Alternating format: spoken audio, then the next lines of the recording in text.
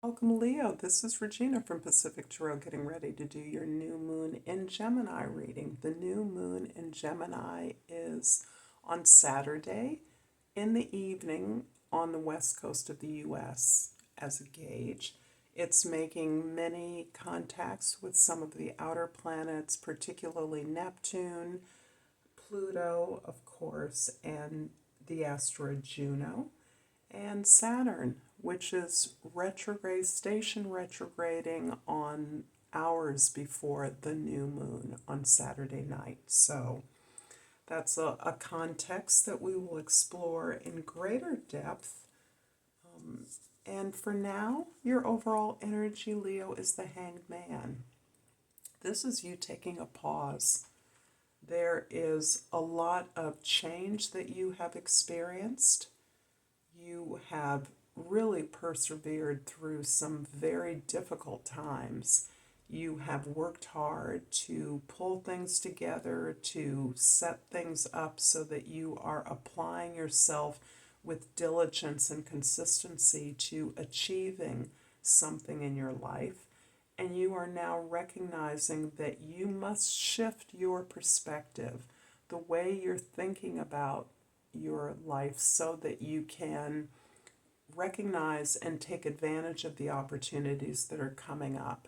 Your experiences have shifted so many things about the way that you understand who you are and what your capacity is, that you need a space to step back, a pause. This does not mean necessarily that you are on a full blown California style retreat, but you are really making the space in your life in whatever way you can to think about things, to refrain from making critical decisions, pausing and looking at the direction you're moving at, shifting or altering it without really absorbing the changes that have already occurred, how beneficial you're experiencing them, and what you are learning about your greater capacity. This is a beautiful card of reflection, of understanding that you see things in a more empowered and empowering way. You feel more positive about the way that you structure your thoughts about something in particular. And for me, this ability to look at a meta recognition of the way that we think, the ideas we hold about ourselves and the world, is really making space for you to recognize that there are infinite possibilities that you never were able to recognize in your everyday environment. In the 10th house, we have the Empress. Oh, how beautiful. The Empress is always beautiful. She's always harmonious. She's always abundant. And that is what this particular card in your house of social identity, the way others see you, is coming across.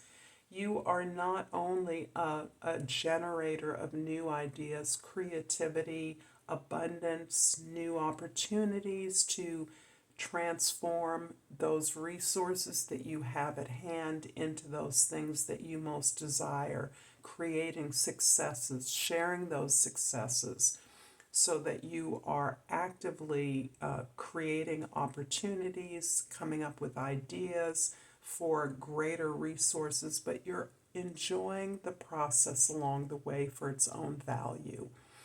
It is the contentment, the satisfaction, the joy, the exhilaration you experience in being able to endlessly come up with ideas, new ways to do things, ways to balance, harmonize your environment, your social setting. This certainly has to do with your job, your work.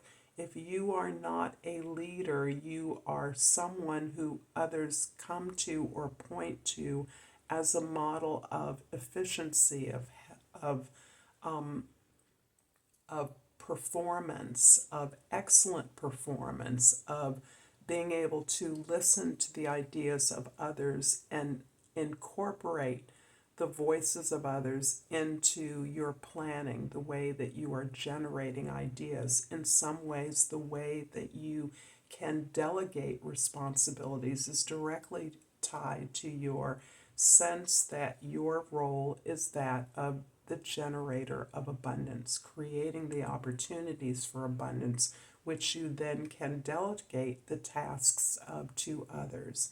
This can also be a person like this in your environment, male or female. Any gender is included in this representation of not just accomplishment, balance, creating beauty, harmony in your environment, but of recognizing the joy, the experience, and allowing yourself to receive that from others. So, as you create this environment for yourself, you're also showing others how to create it for themselves. And the sense of contentment is key. The first house, the focus, the Ace of Love, Ace of Cups, indeed the Ace of Love. These cards in combination make me think that you are considering perhaps a new opportunity in relationship, in work. Whatever it is, it's something you love. It's something that the more you do, the better you feel. You are exhilarated again by this effort that you have the opportunity to make. But moreover, you're understanding these realizations are building up and helping to restore you, helping to heal you, perhaps from a place of experiences in which you did not see the opportunities for growth, recognizing that in fact those opportunities exist all around you. And in fact, the more that you pour your authentic self into pursuing those things that you truly desire, that reflect who you are building up your confidence, your joy, your ability to share and receive. This ability to receive is key to the satisfaction that you are gaining at this time. And it's also key to your recognition of opportunities for more love, for more joy, for more pleasure. In the fourth house, the house of your foundation, you are creating a foundation for your family, your community, your loved ones from which to grow and expand. You may be celebrating that. This can be all kinds of events, particularly this time of the year in the Northern Hemisphere is around graduation, which is a beautiful symbol of accomplishment, of growth, of a place where you enter on a conscious plan to grow, to gain something, to gain skills, and providing the foundation for that, not only for yourself, but for your community, your family, to celebrate that ability, to recognize the abundance in an environment that provides you with continual opportunities to grow, to learn, to expand. In the seventh house, the house of your significant others, we have the Knight of Pentacles. This indicates your own, this is really a reflection of you because our relationships reflect us. And you are in a place of recognizing and exploring, discovering the skills, the resources that you have, and planning on how you want to develop those resources into a success, into a victory. This victory has to do with your stability, your security, your abundance for sure, but also a practical way that you can experience comfort in your material existence, an abundance of resources so that you feel comfortable, protected, secure, stable in your environment. And you're attracting others to you with whom you can partner in that regard. This can be a romantic relationship. This can also just as easily be a business relationship, which for you, they can be one and the same. In fact, I'm seeing for you an ideal partnership would be a spouse with whom you can do at least some aspects of a business together.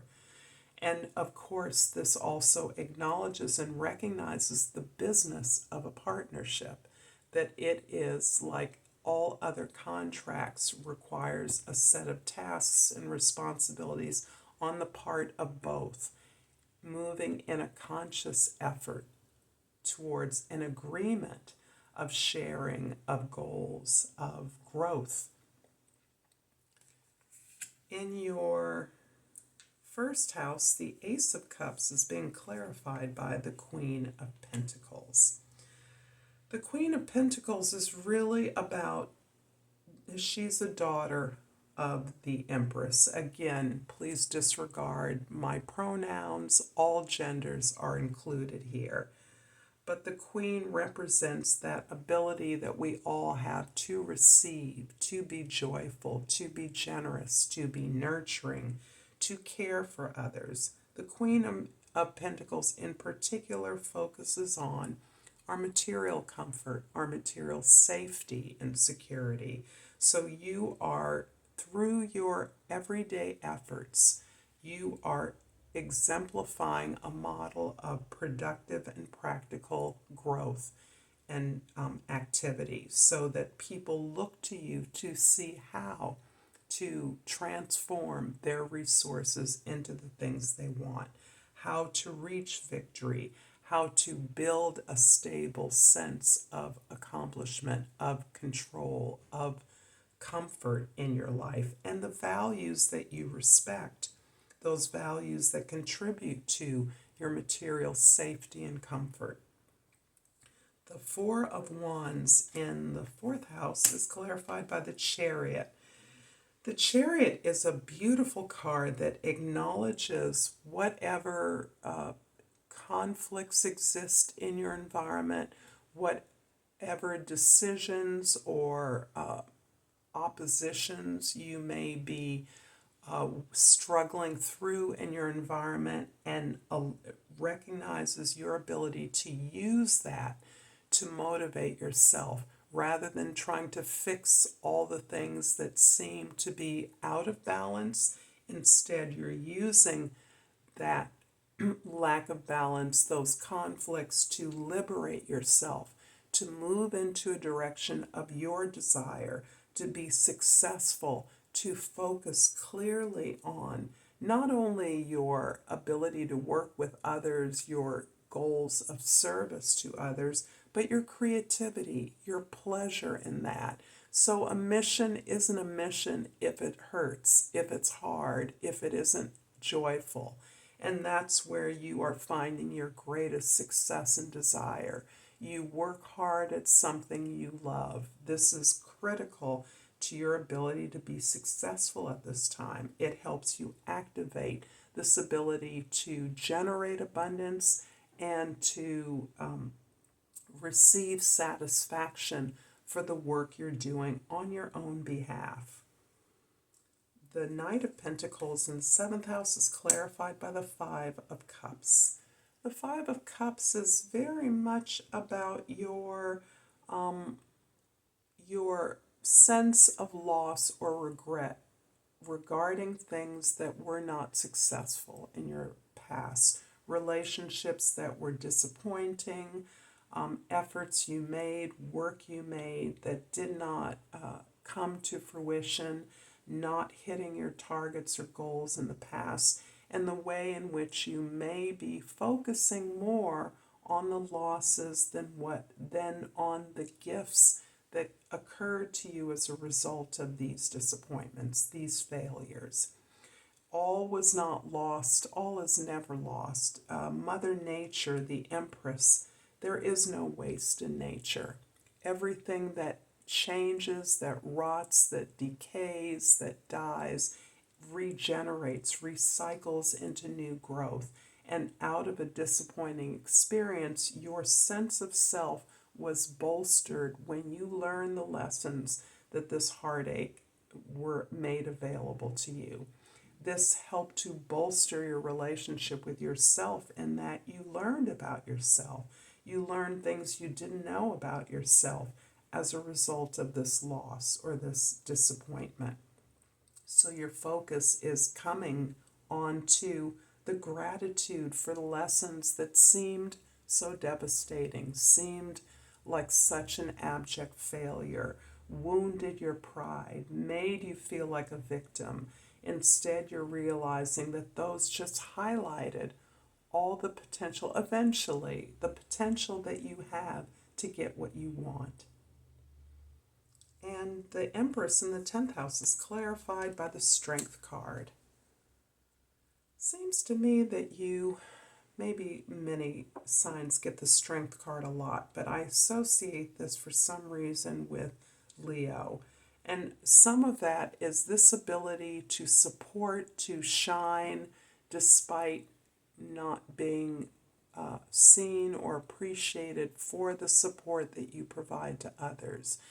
It isn't as though you support others for a reward. In fact, the Strength card indicates that you've supported those that needed help without a desire for, without a request for help or without an expectation of reward. In fact, your ability to persevere despite the lack of attention or reward is because you've had faith. You've had to build this faith for yourself by persevering, by building up your confidence, by building up your faith that no matter what it takes, you're going to achieve it.